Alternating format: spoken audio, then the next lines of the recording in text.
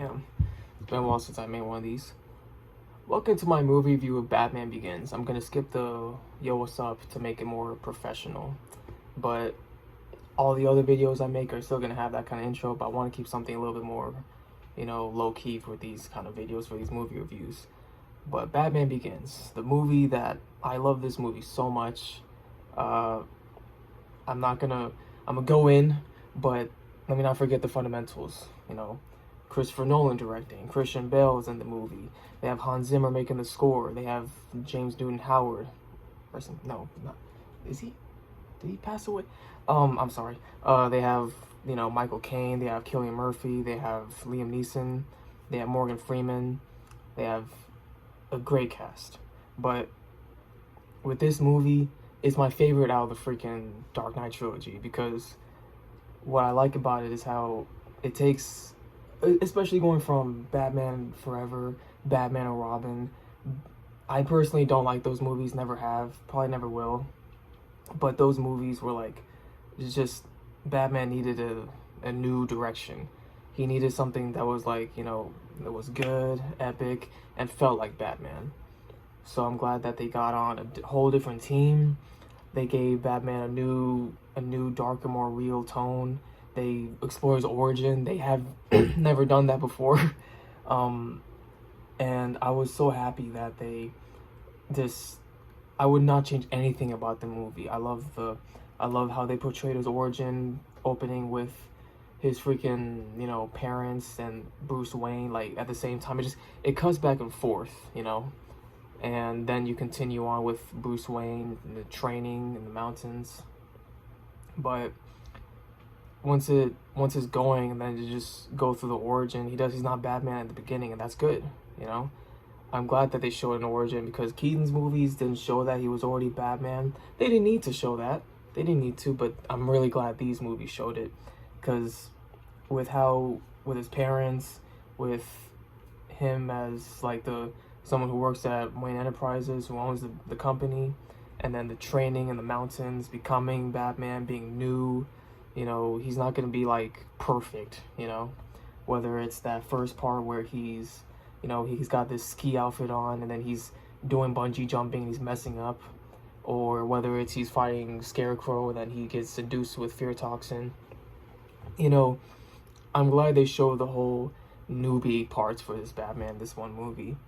But man, like, this freaking soundtrack, I love it. The training scene on ice, oh my goodness. The whole soundtrack is like beautiful. And like, without the soundtrack, the movie would be like a 9 out of 10. With the soundtrack, it's a whole point up. But everything about the cast is just pristine acting, Christian Bale coming off from American Psycho and going to being Batman. Like, I wonder if Christopher Nolan saw his Patrick Bateman and was like, it's Bruce Wayne right there.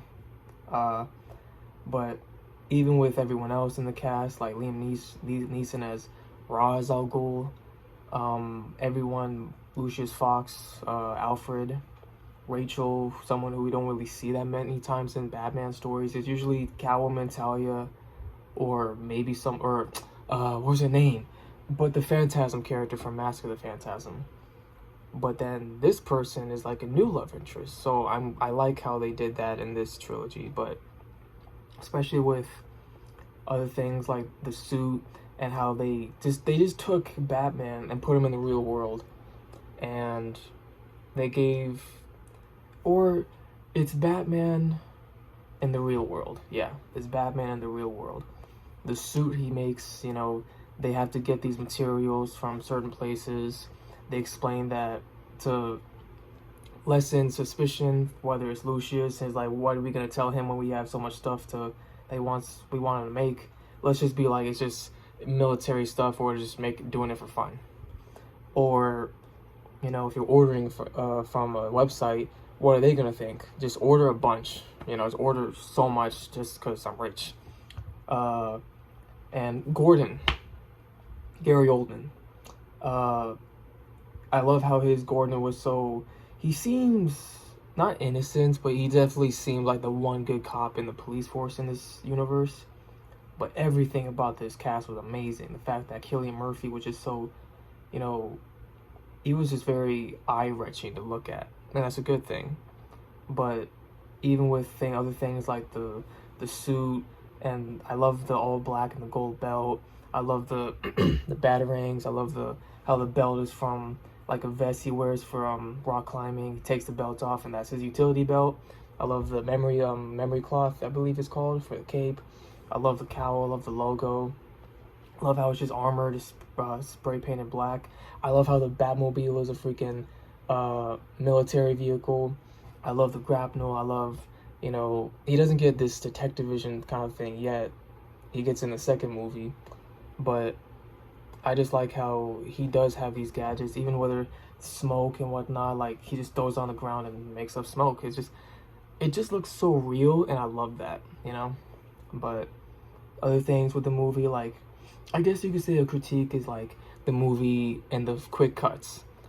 That one scene where Batman is fighting the thugs in the dockyard, or the docks, or whatever you would call it, and it's pretty much the first time we see him, but it's quick cutting just to show what the criminals are seeing, and that we should see the same thing. And then they'll have the part with him, the I'm Batman scene, and then you show him full, in all of his glory. And even Ra's al Ghul is a pretty cool villain. I like how he had a very political motivation or whatnot, or viewpoint on Gotham and what his goals were. But I love this movie's soundtrack. This movie is my favorite one of the trilogy because it's the one that feels most like a Batman movie, the one that feels most like a comic book movie. And that training scene with the music playing is like my favorite scene in the whole trilogy. I can't lie. But with other things like the ending, with him, with Rachel talking about how Bruce Wayne, and the freaking Bruce Wayne persona of his, he captures his three like personalities so well. But I feel like every Batman needs the three personalities. You have the Bruce Wayne, just base Bruce Wayne, just him in the Batcave without the suit on. You have the playboy, the rich dickhead no one likes. He plays that amazingly.